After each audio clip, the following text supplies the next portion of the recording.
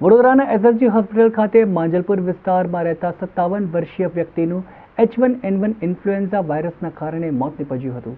વડોદરાની SSG hospital ખાતે 57 વર્ષીય વ્યક્તિનું H1N1 વાયરસના કારણે મોત નીપજ્યું હતું. પ્રાપ્ત વિગતો અનુસાર માંજલપુર વિસ્તારમાં રહેતા 57 વર્ષીય H1N1 દર્દીનું વડોદરાની એસએસજી હોસ્પિટલ ખાતે મોત નીપજ્યું હતું. વડોદરાની ખાનગી હોસ્પિટલમાં સારવાર લઈ રહેલા 57 વર્ષીય વ્યક્તિને H1N1 વાયરસથી પીડાતા હતા. વ્યક્તિની મેડિકલ હિસ્ટ્રી પણ હતી, જેને દર્દીને H1N1 ઉપરાંત અનેક બીમારીઓની સારવાર આપવામાં આવી રહી હતી. ખાનગી હોસ્પિટલ દ્વારા તેઓને મધ્ય ગુજરાતની સૌથી મોટી એવી એસએસજી હોસ્પિટલ ખાતે સારવાર અર્થે રેફર કરવામાં આવ્યા હતા અને તેમને એસએસજી હોસ્પિટલના આઇસોલેશન વોર્ડમાં દાખલ કરવામાં આવ્યા હતા, જ્યાં તેમનું સારવાર દરમિયાન મોત નીપજ્યું હતું.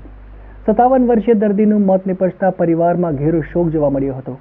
આ મામલે વધુ જાણકારી એસએસજી હોસ્પિટલના આરએમઓ ડોક્ટર દેવસિંહ હલૈયાએ મીડિયાને આપી હતી.